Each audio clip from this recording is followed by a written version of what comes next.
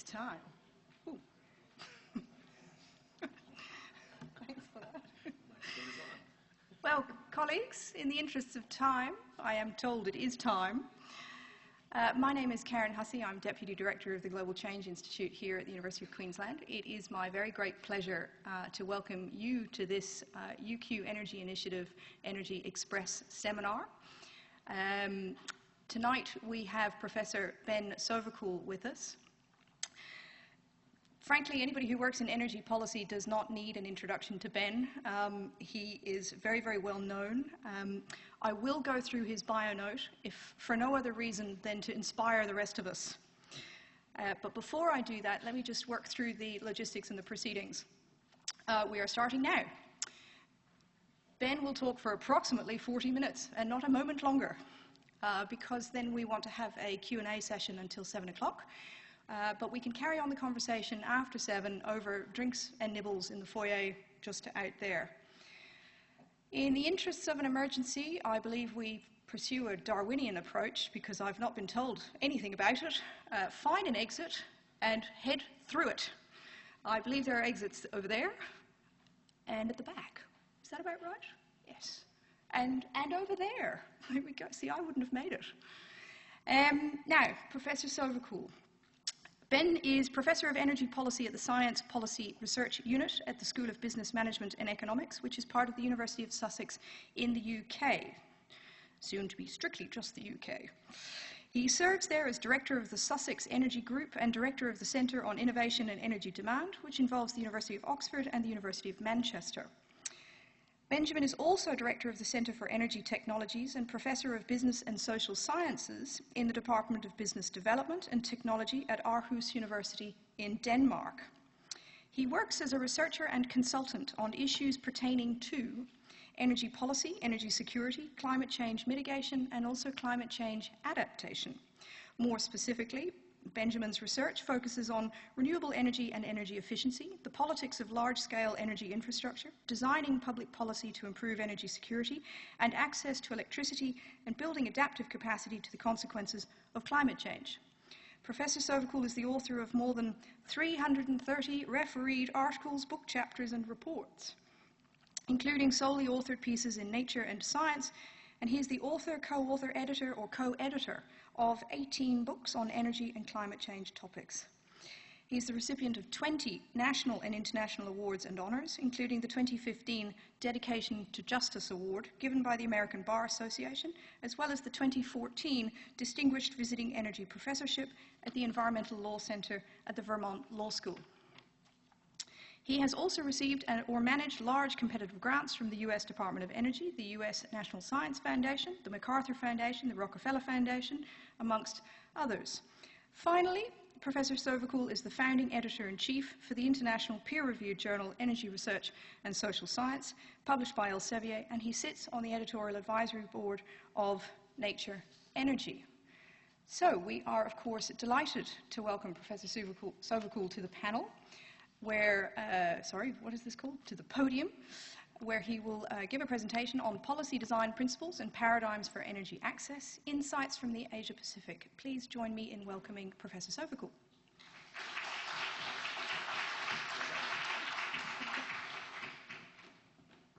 Well, thank you very much, Karen. It's a pleasure to be here. It's my first time in Brisbane, so far it's exceeded expectations, so I guess that's a good thing. It's also Independence Day in the United States. For any other Americans in the room? No? All right, happy Independence Day.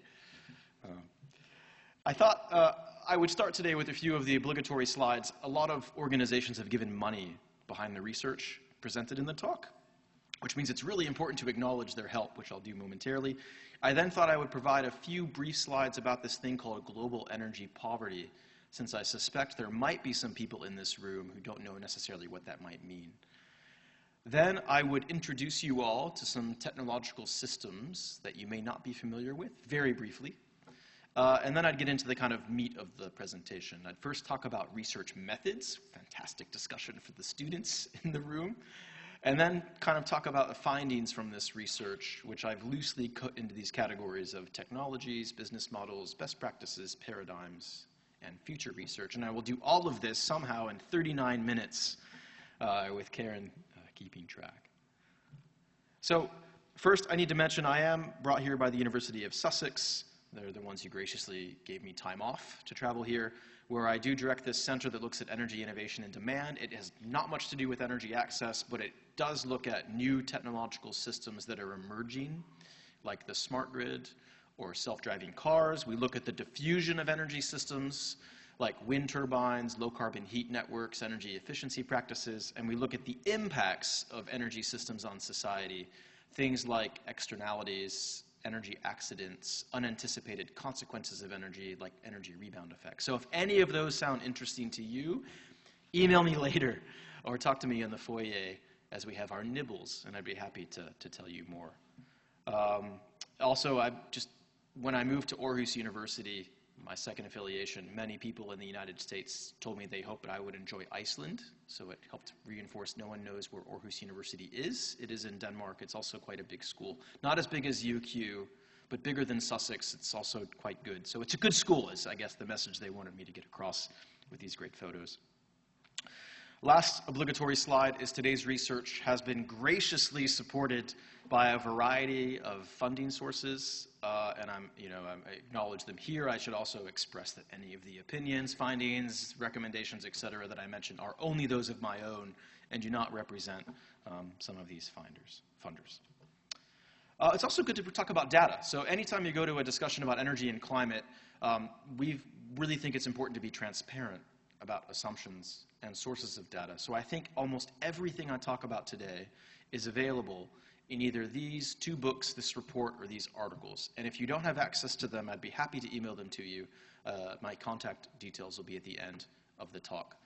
And I mean that, because I think it's really important to share insights. And this was a 5-year research project, which cost $1.5 million. And it got us 2 pages in Science, so that kind of gives you a sense for how much it costs to do good research for that journal. But I think it's important to disseminate knowledge as one of our rules in the Academy. So even though I might be technically violating copyright, I'm more than happy to share these pieces if you find them interesting. Okay, enough about that. So first, energy poverty. I presume many of you in the room know something about it, but I always think it's good to start with some interesting statistics. So the very traditional way of measuring energy poverty is lack of access to 2 things, electricity and modern cooking. And usually it's measured by lack of access to a national grid or dependence on what's called solid fuels for cooking. So that's biomass, dung, coal, etc. And already you can start to see some issues with these types of measurements. Well, does access to a grid mean that it's reliable access? Is it affordable access? And again, many people could be dependent on solid fuels part of the time, but not all of the time. But I do think that these numbers are still quite striking. I mean, you're talking about 1.4 billion people who have never seen an electric light bulb, never had a hot shower, never used internet, never seen a DVD. Right? They have a lifestyle that is entirely unlike those that we are accustomed to, never had air conditioning. And you have almost twice as many, a much larger proportion of the global population who still cook over fires. They don't have microwaves, they don't have gas stoves or ranges or ovens. They're cooking the way that we used to cook in the time of Jesus Christ, right? So we have not progressed for a large chunk of humanity.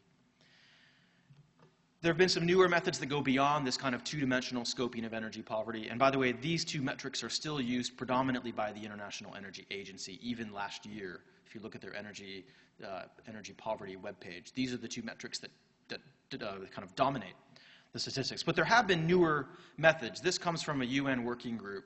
It's about 5 years old.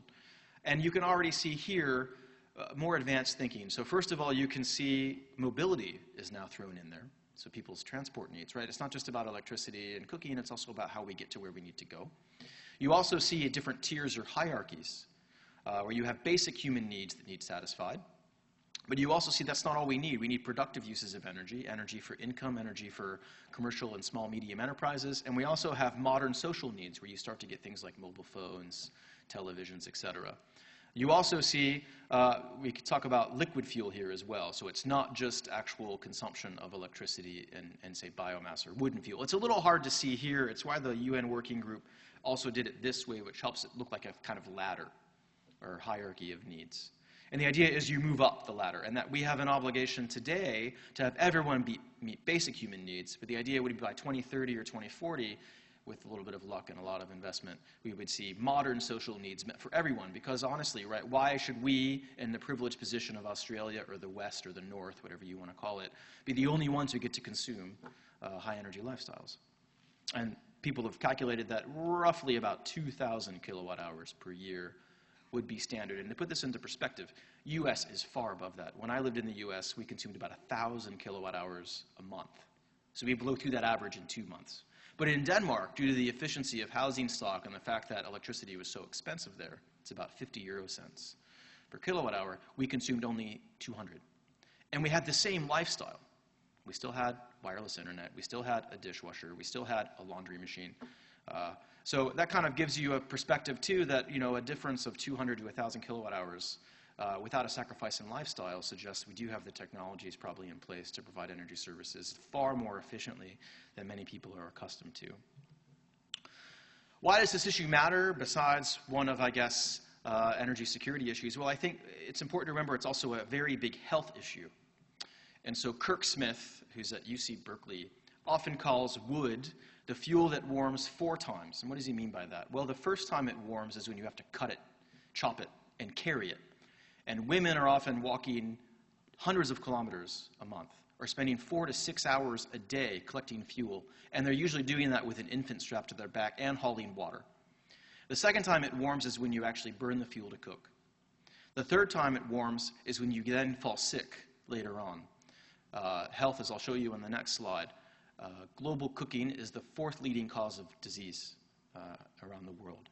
4 million deaths a year, premature deaths a year, 3.5 million deaths directly and 500,000 deaths indirectly. It's 11 deaths a minute, I think, if I've done the math right. So it dies that way when they fall sick to pneumonia or heart disease or tuberculosis. And the final time it warms is the climate. And that's partially because some of the solid fuels being combusted are fossil fueled, coal, LPG. But it's also because of things like black carbon, which are present in the wood, which are 10,000 times more potent than CO2 in terms of global warming potential. And so in that regard, cooking is simultaneously an environmental issue, a public health issue, and a gendered issue, in addition to it being an environmental issue or an issue of equity and poverty. And this is just, again, the numbers about disease. Every 5 years, there's a really depressing publication called the Global Burden of Disease Study. The most recent one is from 2012, published in The Lancet. And this is basically a map of how humanity dies. And what I mentioned earlier, household pollution from solid fuels is here, is 4th across both sexes. If you look at it regionally, the numbers change. In South Asia, it's 1st. And so how people cook is the leading cause of death ahead of heart disease, communicable diseases, alcoholism, etc. It's also number 2, I think, in sub-Saharan Africa. It's also an issue of fairness. You can also ask yourself normative questions like, is it right that the 20 million people in New York consume the same amount of electricity as the 800 million people in sub-Saharan Africa? Is this a just and fair society that provisions goods in a manner that we would find acceptable if we didn't know where we would be born? If, as John Rawls would say, were we behind the veil of ignorance, and we wouldn't know whether we would be born in Tanzania or in the United States, then we probably will want a global system that is a little more equitable.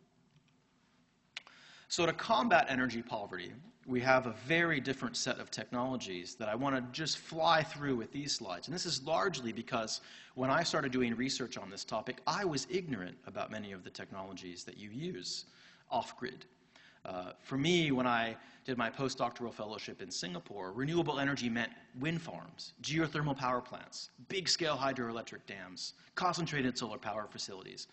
But when you go to places like Bangladesh and talk about renewable energy, it means something entirely different. And so these 5 technologies I'm about to show you are the most common. There are others that you can use. But these tended to be the 5 that came up the most in the research that we did. And I think it's important to frame, first of all, that taking a technological perspective on energy poverty does matter, but it oversimplifies things. I think it's equally important to take an energy services perspective. And this is quite fascinating. This shows you a diagram of energy fuel needs and service needs in Bangladesh.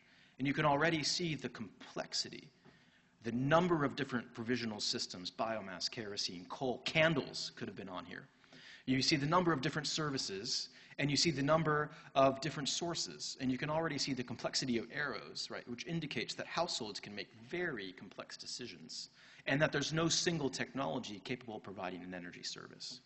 So I think it's important to keep this kind of multifaceted, multidimensional notion of energy services in the back of your mind, so that we think about things like heat security and light security rather than energy security. The first kind of major energy access intervention people tend to support is microhydroelectricity. These are small dams. They don't often have reservoirs. They are at a much smaller capacity, 20 kilowatts, 100 kilowatts, and they tend to look like this or like this. This is about the size of a classroom or the size of my first apartment in graduate school. So not that big, and inside are usually a Francis turbine or a Pelton turbine, and they generate enough electricity for 100, 200 households. Second one are solar home systems. Think solar panels plus a converter. And usually these systems range from 10-watt peak to 200-watt peak, and usually they can provide enough electricity, predominantly for lighting, but also enough to, say, recharge a phone or provide 3 hours of electricity for a television. Note that many of them have batteries, but not all of them do. And again, this shows you a portable solar home system on a nomadic herder in Tibet. And literally, when they move, that solar panel goes on the back of the motorcycle, and off they go. The tent, by the way, is called a gur. It also collapses. So the entire family is mobile, which makes sense because they're herding sheep throughout most of the year, and they go to places the grid doesn't go. This system costs, at the time, about $100. Probably costs less now because there have been a lot of improvements in solar PV technology. Biogas digesters are the third type. And again, they basically take animal and human waste and use the resulting methane to generate either cooking fuel or at times electricity. They basically look like this. This is about the size of 3 people. They usually have an outtake canal here where the slurry goes. And usually, solar home systems are affordable to almost most homes, but these tend to be wealthier middle-class homes, especially those with livestock. So either you have them owned by, the wealthy class or shared community systems where 20 households will band together to actually share a system. You actually have small-scale wind turbines, so these are designed a little differently than the ones you might see in the mainland of Australia. This diagram doesn't show you much, but this does. I mean, this can fit in my hand. This is on a desk. This one is for sale in Mongolia. And again, they're very useful, more for fixed homes. You don't want to travel around with this a lot because it'll get broken. But they also are capable of providing about 50 kilowatts or 100 kilowatts of electricity. And then the final one is an improved stove, and this, I guess, is a broader class of technologies. There's a debate about what constitutes a clean stove. Can it be LPG? Can it be a gasifier stove, a rocket stove, et cetera? But the basic idea is that it provides cooking services with far more efficiency and far less pollution, especially pollution of particulate matter. And again, they can look like this. This is them being made in Bangladesh. These ones cost about $7. So again, you can see the scale of investment required is not that significant for cooking, which has huge benefits because you can do rapid scale-up programs at marginal cost. And this also shows you a solar cooker, which is similar. The cook stove here can actually cook most things. The solar cooker can just do things like boil water. But again, this is a renewable, and this costs about $20 to make that solar cooker, and you can make them out of recycled glass as well. So the idea is when you think about energy access, it's not just the big-scale commercial renewables you might be used to seeing, it's also these options, which maybe you've never seen before or haven't seen that much of, predominantly because I don't think you can even buy some of them here in Australia, unless you're going camping, I suppose. So to better understand this kind of issue of energy poverty, I was lucky enough to lead a 5-year research project. We ended up selecting 10 cases. There's a whole case selection process we went behind. Projects had to be of a significant scale. We had to have sufficient information. We did not want pilot projects. We did not want projects that only did one technology. We also wanted projects that represented a mix of different systems and market design principles.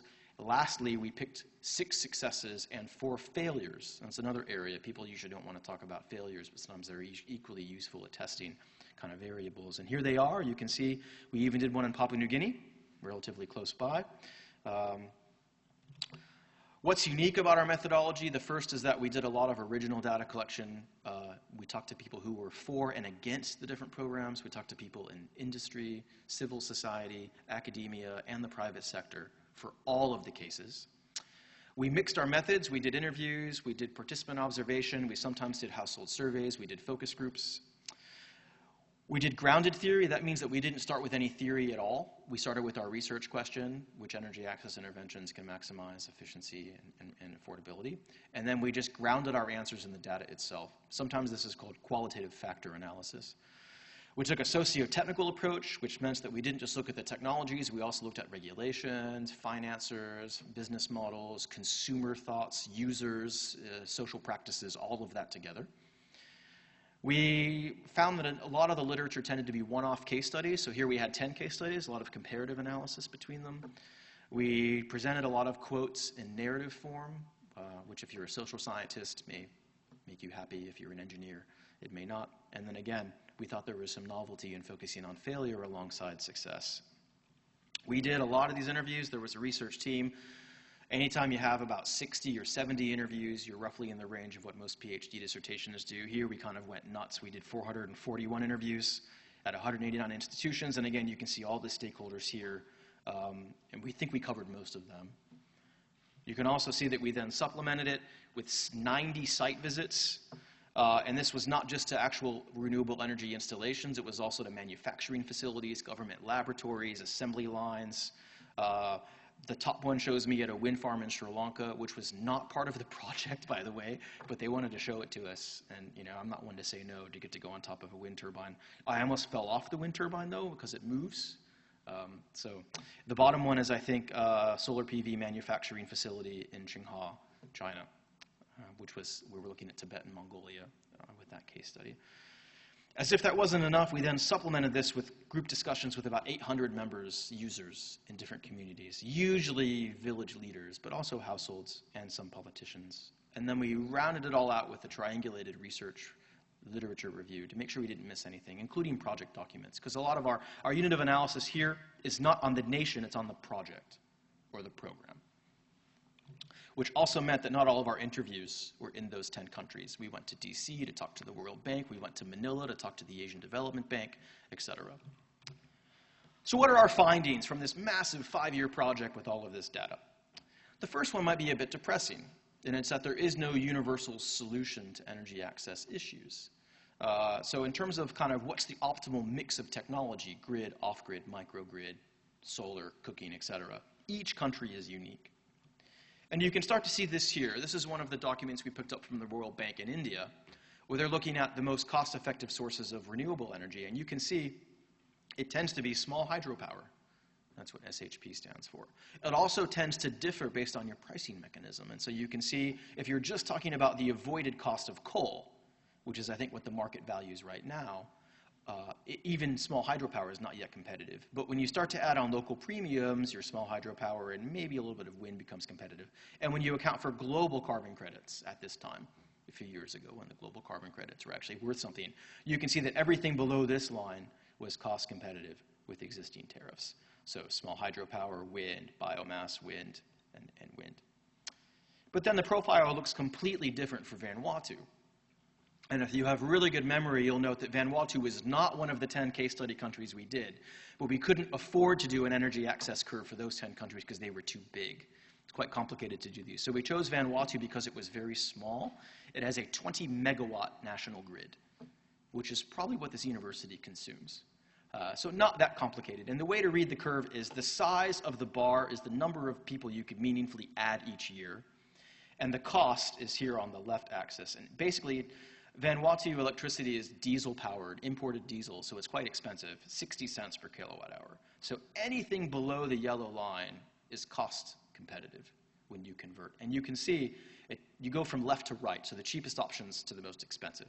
So it tends to be things like improved cook stoves, solar lanterns, community woodlots, diesel microgrids are the most cost-effective. Grid extension, diesel, and medium-scale microhydro are the least cost-effective. One way of reading this, if you're a policymaker, is you should only do things below the line. But another way of reading it, which I like, is that you use the cost savings from these interventions to pay for the costs of these. So it's a no net cost energy access strategy. And again, you can see, though, how different this diagram looks from this diagram. And then this one's even more different. This is a carbon abatement curve for Malaysia, which was one of the 10 countries we looked at. And you can see there, This is economy-wide, so it's a little bit, we didn't do this one. This was done by McKinsey Corporation. But you can see that they've got transport in there. So the biggest reductions, anyone who's been to Kuala Lumpur and stuck in a traffic jam knows that maybe driving behavior is a significant source of emissions reductions. But you can already see as well things like efficiency improvements, LNG utilization, a hopeful transmission line from Sarawak, which would be hydroelectricity imported to the peninsular part of Malaysia. You also see a lot of palm oil options because Malaysia has a lot of palm oil production that goes into biodiesel that's then sold on different markets. And it's in a lot of vegetable oils and food products.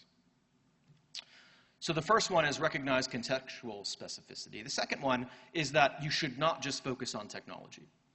Policy regulations and business models create an ecology with the technology that we think are symbiotic. And so it's a mistake to only think about systems. You also need to think about market mechanisms. You need to think about bottom line for companies and businesses. And there, within the 10 case studies we looked at, you can see a variety of different models. Some focus predominantly on improving technology. And this is sometimes called supply push. The idea is if you make the technology perform well enough, the market will pick it up by itself. And this is what the Chinese program did. 80% of that Chinese program was focused on cost reductions and improvements in performance, standardization, and batteries for solar systems. And it worked. Up until a few years ago, it was the largest solar home system program in the world. I think 500,000 units. Others do what's called demand pool. This is Bangladesh, where they just give you finance. They take existing technology that's largely good enough, and they try to make it so that households can take out loans for a few $100s to pay for it. Yet others will be tied to particular projects. That's the kind of more standard approach. We have this project, we'll get some financing, the World Bank will be involved, and others, and then you pay back those loans for the project. Others will do things like put money into a community mobilization fund. This also works because the Chinta Mekar project was a cooperative, and so it was already set up in a way to disseminate funds back into the community. And they had 50% of those revenues went to the national energy company, was it PNG? Whereas the other 50% stayed in the community. They built a radio station, they built 2 hospitals, they built an improved school, and they electrified the rest of their population with the money. Others focus not on the technologies, but on leasing them out, so the household doesn't actually buy the system. They lease it from the ESCO, they pay a fee, and then they return it, usually monthly. So you can say, I'll pay you $30 this month, give me your solar home system. And then you have other hybrid models, like in Laos, you have cross subsidies, where wealthier residential customers and industrial customers pay more than the average rate for electricity, and that allows them to extend the grid or not compensate for customers in poorer classes that pay less. You then have others that do things like in India, where they'll use microfinance and ESCOs together. So they start to take 2 or 3 elements and kind of mix them up. So we've seen a lot more hybrid models that have started to emerge. The third principle, or the third kind of key finding, is that across the technology, the markets, and the business models, we did tend to infer from all of that data, the interviews, the focus groups, and the documents that people gave us, that there do seem to be best practices, or what you can call design principles. So if you're thinking about doing an energy access program, what should you be thinking about? And again, we've written a book on this. So this is the book in one slide. So I could talk about all 12 of these at length, but I'll just sketch them out. So by focusing on access, that just means do the least cost options first. That usually means cooking before electricity, right? Technologies that cost $8 are a lot easier to deploy than those that take hundreds of thousands. Even a micro hydro dam is still about $20,000, $30,000, and you're dealing with the bottom of the pyramid in many of these places. And so that usually means focus on cooking first and smaller scale technologies. For instance, maybe light, solar lanterns instead of solar home systems. Second is select appropriate technology and scale. You should ask communities what they want. For instance, in Papua New Guinea, one of the failures we looked at, you could only get one type of system, a 50-watt peak solar home system, from the scheme. If households wanted a 100-watt peak system or 150-watt peak or wanted to go smaller, they couldn't. They were locked into one product. And as a result, the program failed. They didn't want that product. Usually, the poor customers wanted one that was half the size, and the wealthier customers wanted one that was 3 times the size. Prioritize community commitment. This usually means don't give items away for free. It also means have in-kind cost sharing from the community. Sometimes this is actually money. So in Sri Lanka, About 25% of those projects were funded by the communities themselves. They raised the money or they spent their savings. In other situations, they don't have to give money. They can give time, so labor, digging canals for a penstock, or other things like chopping down trees to make the transmission poles, right? So you can have all different forms of community commitment, but the idea is you want them involved. And some of the best programs actually created competitions where involvement was predicated on an expression of interest. The fourth one is make sure that you raise awareness about the technology. People don't necessarily know what these technologies are. There is a lot of misinformation out there. For instance, we actually visited households who would put their solar panels inside every night because they thought they couldn't get wet, and as a result degraded the systems a lot more fastly because they're constantly assembling, disassembling, assembling, disassembling. We had one who liked to take it for a walk. There are other examples of where people will come look at a solar home system and then ask, where's the running water? Because they don't understand how it's generating electricity. Or they'll think that a single solar home system could provide enough energy for an entire community, when that's not the case. You want to provide after-sales service. That means maintenance. That means ensuring the technologies aren't just abandoned into the kind of country that you're disseminating. That also means having robust marketing and supply chain channels, which is very hard in places like Papua New Guinea or Indonesia, which are collections of islands, which were two of our failures, by the way. You want to emphasize how energy can not just provide light, but could also generate income.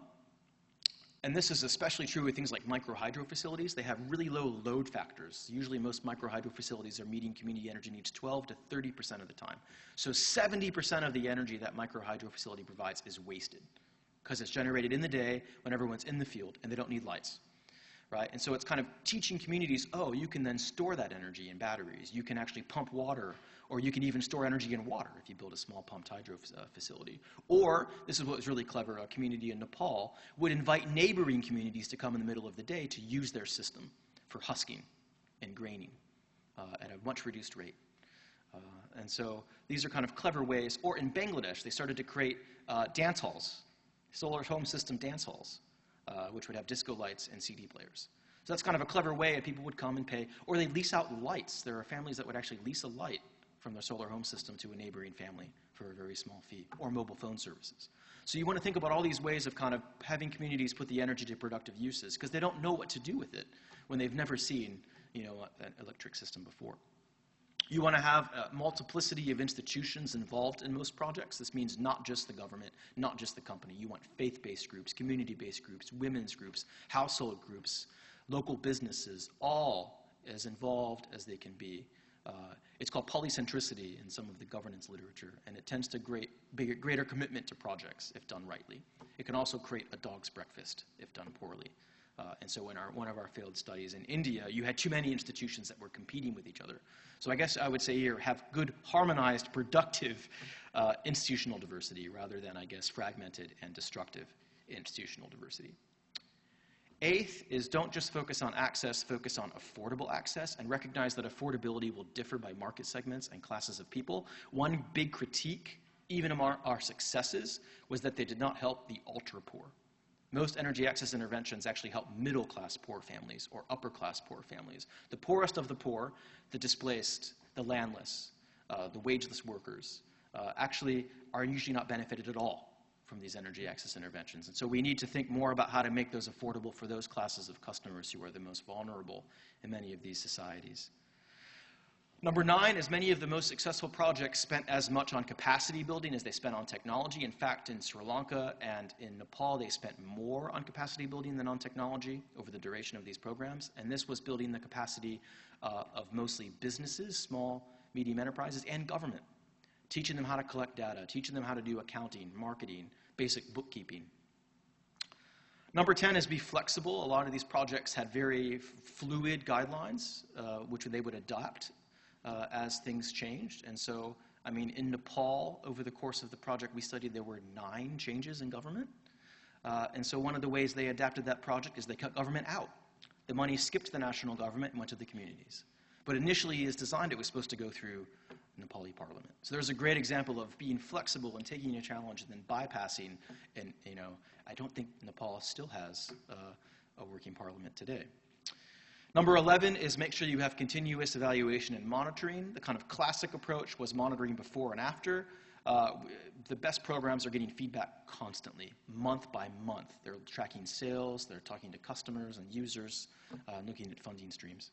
And the final one, it's a bit hard, but the most successful projects all had a champion, whether it was a religious leader or a big investor or a really committed project sponsor at USAID or World Bank. All of those can make or break if you have a passionate person who's committed to a project, or you have active stakeholder interests like the cooperative in Indonesia that I mentioned in Cinta Mekar.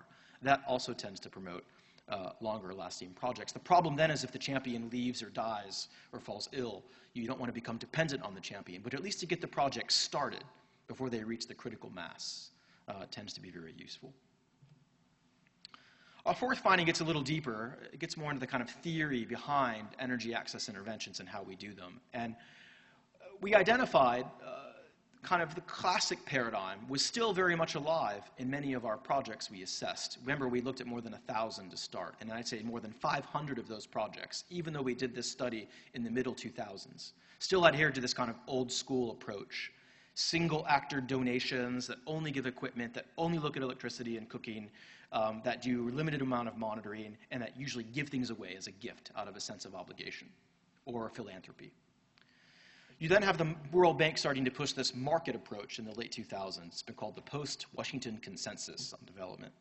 And there you start to see a focus not on donations, but on businesses and market creations. Create sustainable markets. The idea is get technology below a certain price point, and the market will take care of it itself.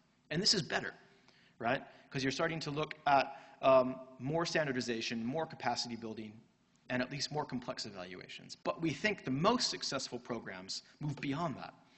And the most successful programs, and this is the 6 successes that we had in our study, tended to follow this paradigm, which is much more involvement of stakeholders, a focus not just on markets and donations, but also sustainability, community empowerment, gender equity.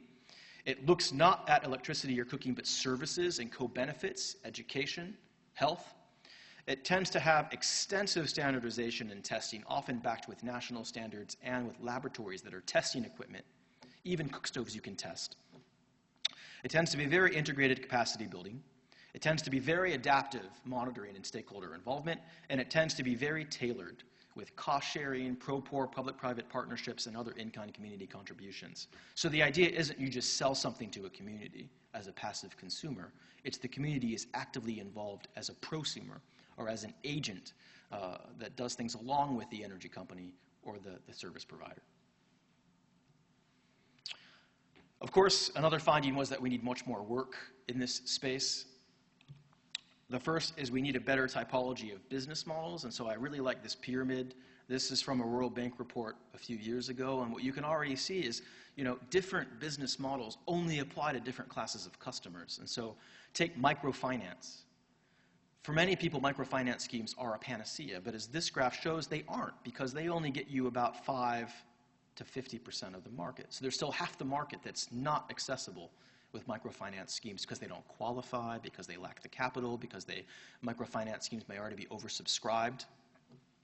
And you can see the cash model at the top too, as in no assistance at all, only is about 2 to 3%. So according to this, about 97% of the market won't be met, its needs won't be met with existing cost profiles. So you need some type of intervention. And you can see at the bottom of the pyramid, the World Bank is arguing we need social programs. And I think many in this room might challenge that notion. I know the Energy Poverty Research Group here is looking at pro-poor business market programs that may work. But we need a better way of thinking about the business side, first and foremost, because that's what will catalyze the private sector. And that's what will catalyze. The International Monetary Fund is estimating $5 trillion a year are reflected in energy subsidies. Global energy access needs are about 5 to 50 billion a year. So we already have the money. It's already tied up in subsidies. It's getting the private sector and those who are involved in receiving a lot of those flows committed to energy access interventions. I think we need more of these energy access curves because it helps show the complexity of interventions. It also helps show that some of them are more efficacious, more effective than others, i.e. cooking, community woodlots, tend to get you more access per dollar expended than grid extension or microgrids. Our case studies were almost entirely focused on Asia. That's because we were funded by the MacArthur Foundation's Asia Security Grant. So we had to limit ourselves. We even defined Asia broadly as all the way over to Turkey and Papua New Guinea. Actually, we even went over to Vanuatu and Fiji. So that was quite a swath of, I guess Australia would have qualified as Asia under our definition if you had energy access issues. But that means we're still only dealing with a part of the world. So we've started doing work, testing our kind of findings in 5 African countries. But again, this is just the tip of the number of countries. There are 66 least developed countries around the world, and there are 85 countries around the world that have energy access problems.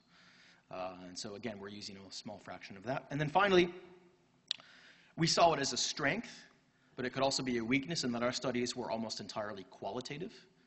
We think you need a lot more rigorous quantitative analysis as well, especially behind some of the energy access curves and methodologies that I mentioned, to help kind of test our qualitative findings and vice versa. We find that mixed methods research in the academy is often best if it's mixing quantitative and qualitative analysis. And one drawback to ours is that it's predominantly qualitative. So we need to validate it with additional quantitative analysis.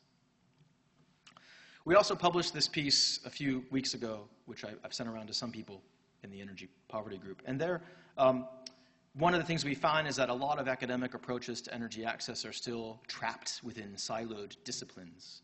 And there's not a lot of fertilization between the disciplines. So if you talk to an engineer, they're going to talk about microgrids, maybe biofuels. If you talk to someone in geography, they're going to talk more about spatial differentiation and political ecology. If you talk to someone in public health, they're only cared about cooking. So we need a lot more cross-disciplinary dialogue, and to kind of promote that, this is a study we did with 2 people at the World Bank. This is what we see as kind of groundbreaking questions that we don't know the answers to yet. So first is, how do we measure and track energy access? How to create indicators beyond electricity and cooking that I mentioned? What are the gaps in data? How do we include qualitative data into that? How do we deal and track with subsidies, which no one wants to report? What configuration works best? This is that energy access curve kind of answer. Where is the grid most effective? Where is off-grid most effective? Where is microgrid most effective? And the International Energy Agency is saying that future grid extensions will only provide about 40% of access between now and 2030. So 60% of those who need access need it without a grid. How? What tipping points can you have so that you can then withdraw policy support? Because the best type of subsidy is one that has an expiration date built into it. You don't want to create markets dependent on subsidies, right? And so how do you get programs so they scale up that you can withdraw support and they don't crash? How do fossil fuels play into this mix? Because when you talk to people who are energy deprived, they don't care where it comes from. They want access, whether it's from fossil fuels or renewables, makes little difference to them. So what role does shale gas play in this? What role does LPG play? If you talk to people who are now backing small modular nuclear reactors at the IAEA, they'll frame it as an energy access solution. No, we want these reactors in Bangladesh and Zimbabwe, right? And so already we see maybe these technologies do have a role to play. You shouldn't exclude them automatically. How do we better address nexus issues? And so energy access interventions often have impacts on water, sanitation, health, and agriculture. This can be positive or negative. And then finally, what are some of the more compelling co-benefits that we need to monetize, right? The cost-benefit return ratio for some investments in cook stoves is 1 to 70. For every dollar you put into a cook stove, you get $70 back in public health benefit. Mostly in reduced morbidity, mortality, healthcare costs, productivity, especially when it's children, right? But most people don't know this. The World Health Organization estimated up to $1.1 trillion is lost every year on health impacts for cooking, right? So how do we monetize that and put it into energy access interventions, especially when the stakeholders are fragmented? It's hospitals that are paying that, not energy providers. So my last slide, Karen, because I think I'm right on track. You all know who this is, right? Albert Einstein. I'm reminded by a quote here that you can do energy access interventions for reasons of cost. You can do them for reasons of carbon. You can do them for reasons of community empowerment and gender. But you can also do them for this reason of kind of basic human decency, right? We, to call ourselves civilized, should set a basic level of care and lifestyle for all of humanity. And I think energy access interventions can be done for this very simple ethical reason, in addition to all of the moral, or in addition to all the economic and technical reasons I've been talking about. Thank you.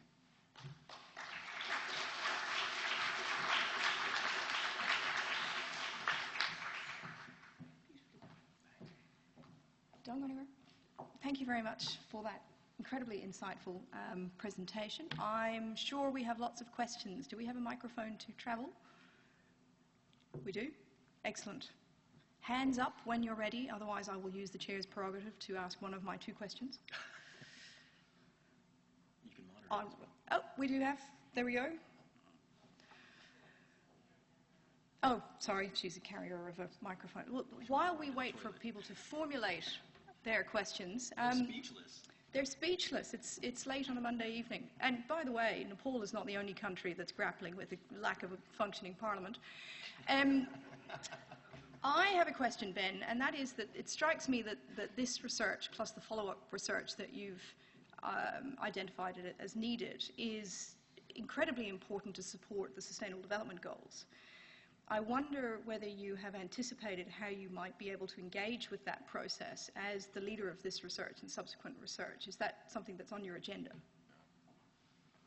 No, it's a good question. And I think, this project started before they were announced. Yeah. And so we were quite happy energy is there. It's SDG 7, by the way, if you want to go check. And this was a big flaw with the Millennium Development Goals, is that it didn't have energy explicitly stated. There was a lot of stakeholder push, and I went to the UN headquarters twice to make the case that energy better be in one of the SDG 7. So in that sense, we're kind of already happy it's there. But I think critically reflecting on it, one of the problems, the SDG 7 is also connected to this thing called Sustainable Energy for All, SAFA, or SE for All. And that has set 3 goals. It's universal energy access by 2030, it's double the amount of renewable energy by 2030, and it's improve efficiency by a factor of 2. So double efficiency improvements by 2030. And this sounds fantastic as I sit in Denmark or the UK. But within the development community, there's a real concern that those 3 goals trade off with each other. And that in fact, if it's true that it's cooking in cook stoves for $8 per stove, gets you so many health benefits, why waste money on a wind farm which costs you $300 million. So I think the statistic a few months ago was that you could spend $2 billion in India on 12 offshore wind farms, or you could provide cooking universally within every Indian home. So again, but there's less money to be made there. So I think my only criticism of the SDG 7 is it seems to treat all of those goals as equal, when in reality the energy access goal may take precedent and it may require a contravention of the other goals. You may see reductions in efficiency and extensions of fossil fuels in the name of energy access.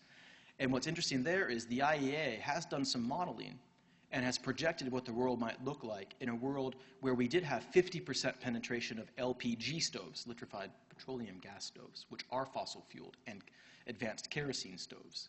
And despite the fact that you'd see millions of units of those new fossil-fueled stoves, I think emissions would only go up 2%, because those stoves are displacing black carbon and other types of potent climate-changing particles.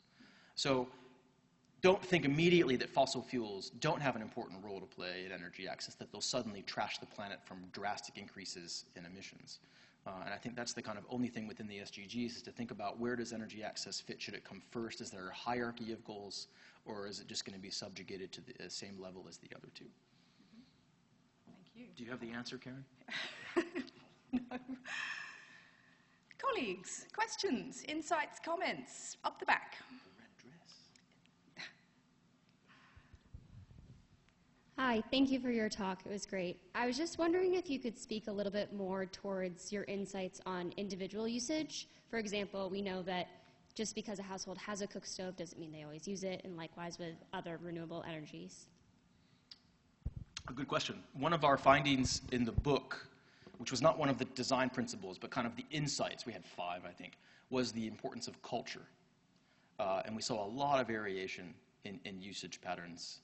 And I'll give you 2 examples related to cooking, which are fascinating. One of the downsides to clean cooking practices is that they create a cleaner cooking environment that is no longer solely the domain of women. And so it used to be that the smoky areas kept men out of the house. So that was when women would gossip. That's when they had time to themselves. But now that it's clean, the men are back and they have no time to themselves. So the smoke was a social kind of cohesive property. And you had, in some communities, there were even religious properties attributed to the smoke gods, et cetera, who would bless the house and all of that. I mean, people have been cooking with wood and smoke for thousands of years, so it's probably not surprising that it's become intertwined with different cultural, religious, spiritual ideas. There's one example of, kind of robbing people's culture as you promote cleaner sources of energy. The second is that a cleaner cook stove isn't just more efficient, it cooks differently. And one of the hugely frustrating experiences for cooks is it burns their food, right? When they're first using it, usually there's a huge celebration, they've just got this new stove, they invite everyone over, and the food tastes like crap because it's been miscooked, because they didn't realize it used to take 3 hours, now it takes 20 minutes, right? And what do? They toss the cook stove in a bin and never use it again. And we saw some of this when we were traveling around. We saw cook stoves that had been there for a year that you could tell had not been used. And so I think that, you can't just give someone a stove. You have to teach them, here's how you will cook, and have to maybe cook differently. And there are a whole other stories that I could tell you, but I think what we have to remember here is the importance of the user and the importance of convention, habit, social practice. And so I think that is an area that we're only beginning to understand, because you can't answer those types of questions from your desk, right, here in UQ. You have to actually go and talk to those people and communities. Just down here in the maroon.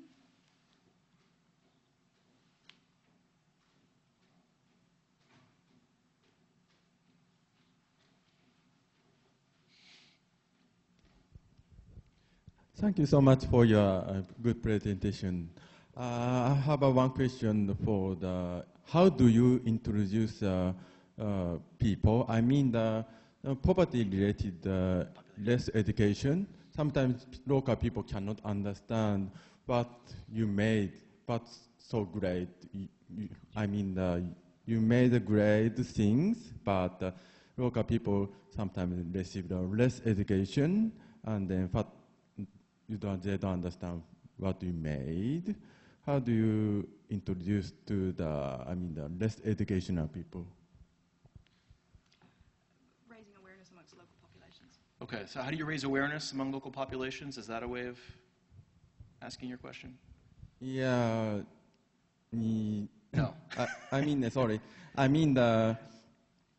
Some in developing country, and they receive the less education. They cannot get good education. They cannot access to the school, and then they cannot write the character. Then they cannot read the book sentence, and then.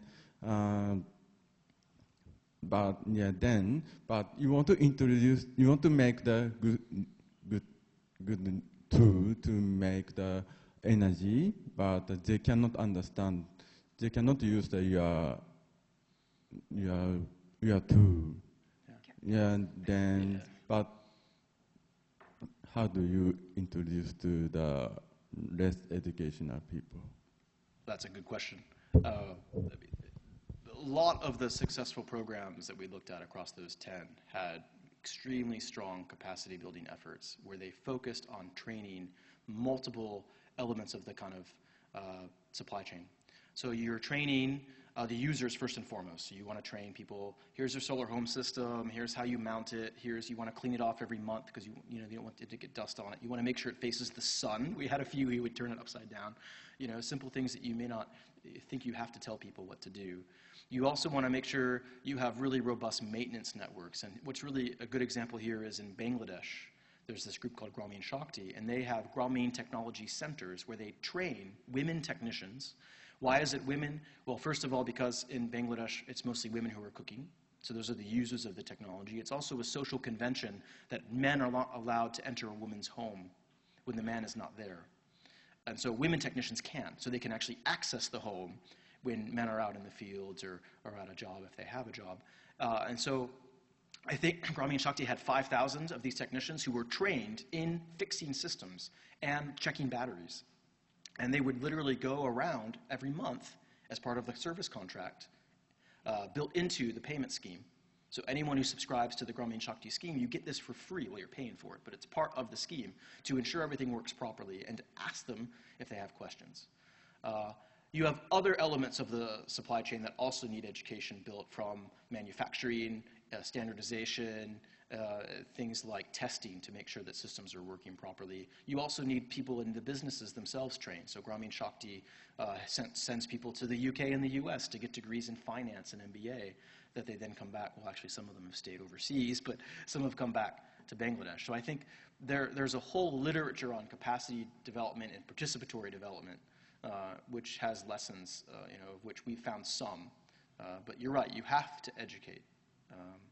And that's usually best done with hands-on experience in the field, working with people, not giving them a brochure, or letting them work it out themselves once a year. So active, continual educational efforts. I guess that didn't answer it. Yeah. We do have 2 other questions. Is all right? But human want to select easy way. Yeah, you make the fire and then boil the water. It's very easy way. But your tool is sometimes difficult to use that. But how do you tackle such question? The difficulty.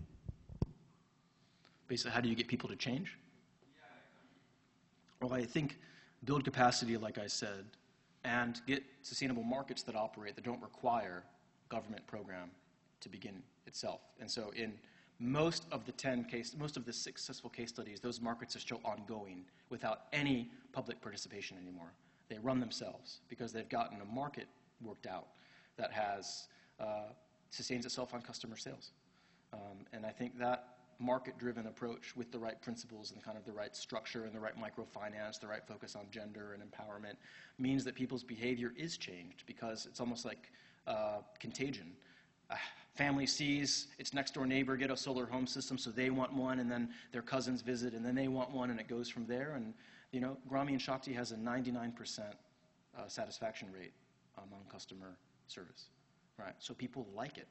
I mean, I think they were giving away T-shirts or something, and people would wear them with pride. And so I think the focus is on creating an environment where that educational process is continuous. And that's how you get people to change, I guess, their behavior or their actions and practices. 2 more questions, one at the back, and then Vladimir, isn't it? Nikolai. Okay, Russian.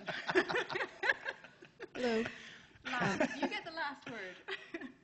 Hi, thank you for your thought-provoking talk. You talked about people storing energy in water and storing energy in batteries. Did you see people storing energy in biogas other than what's made inside of their reactors? No, and the big thing we were competing with is usually lead-acid car batteries are what people would have access, especially in places like Sri Lanka. That was the market where solar home systems were in competition. It wasn't much more advanced than that. And lucky last, before we have a drink to loosen our lips. Vladimir. It's Nikolai.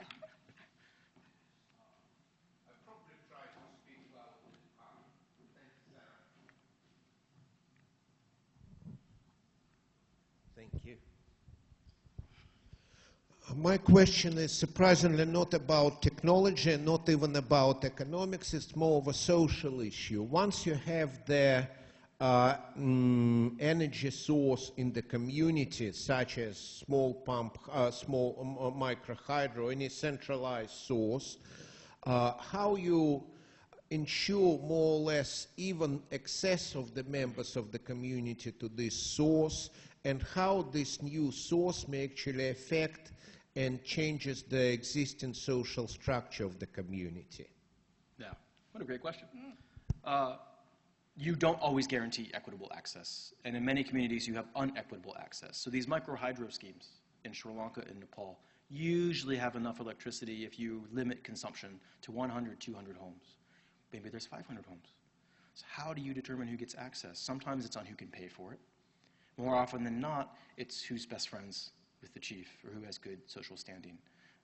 And in many communities like Bangladesh, you have a political economy where members of certain ethnicities or castes are not given access to energy, and you kind of have to force them to. But in other situations, like in Chintamekar, Indonesia, you did have a community that was interested in electrifying every member. So there was a strong social mission. So I guess it kind of depends very much on the types of community leaders that you engage with. And I think right now a lot of the microfinance lenders and technology programs are still focused on that first question. Let's just get affordable access that also makes us a small rate of return.